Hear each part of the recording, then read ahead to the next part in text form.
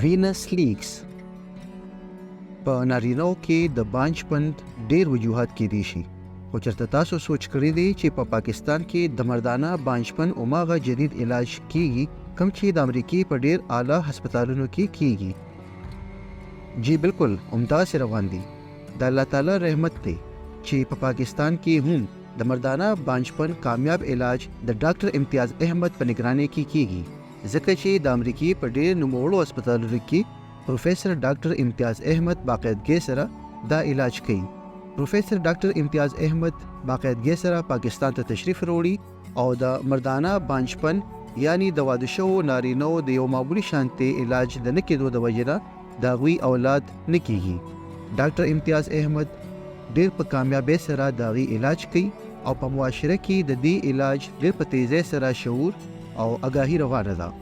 ډېر داسې خلک شته چې هغوی د ډېر وخت نه بې اولاده دي او په دې مجبوره دي چې د بې اولادۍ ژوند تیر کړي. د دې د ټولو نه غټه وجه دا ده چې دا خلک د یو مستند ډاکټر نه لرې دي،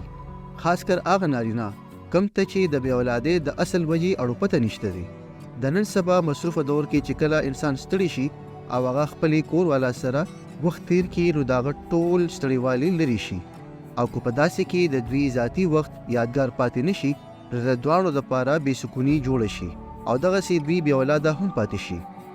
بعضې وخت کې نارینه‌و ته د خپلې زنانه په مخ کې د یو څو لمحو نه پس د شرمندګۍ احساس وشي او بیا په دې نارینه کې اعتماد پاتې نشي او همدې سره د دوی ژوند ډېر ګران شي. د نارینه‌و سره سره د زنانه‌و هم حق دی چې هغوی ته پوره شرعي حق ملو شي او د هغوی د ژوند ذاتي وختونه دې هم یادګار پاتې شي.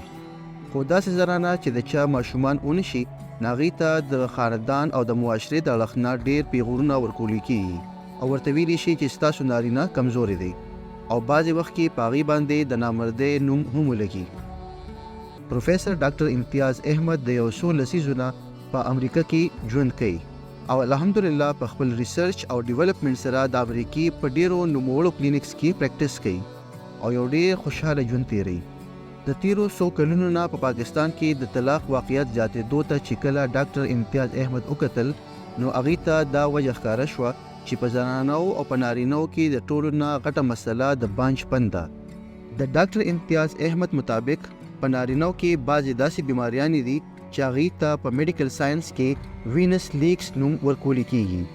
خو د غور خبره دا ده چې دا بیماری قابل علاج دي او پروفیسر ډاکټر امتیاز احمد د مردانه بانجپن په کامیاب علاج کې ډېر زیات مشهور دی. همدا وجه ده چې په امریکا کې هم د ټولې دنیا نه خلک د پروفیسر ډاکټر امتیاز احمد نه علاج کولو ته راځي.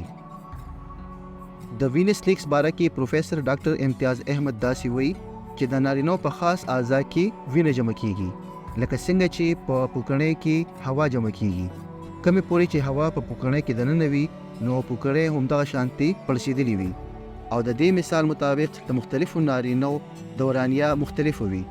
د وینس لیک مطابق په نارینه‌و کې په مخصوص وختونو کې د هغوی په مخصوص اعضا کې وینه راخوشي خو هغه ودرېږي نه، لکه څنګه چې د پوکڼۍ نه هوا زر وځي او دغه شانتي هغوی بې سکونه پاتې شي او د دې وجه دا ده چې د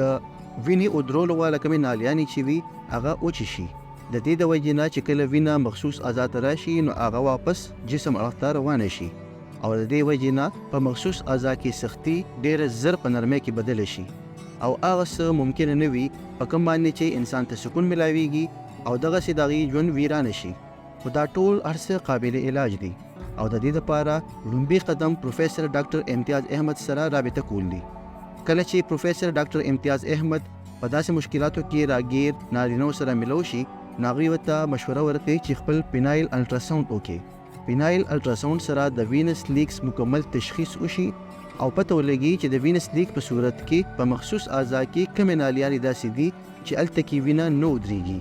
او دې سره دا هم پته ولګي چې کوم هغه رګونه دي چې هغه اوچ شوي دي او د هغوی په وجه باندې د خلکو ژوندونه خراب شو.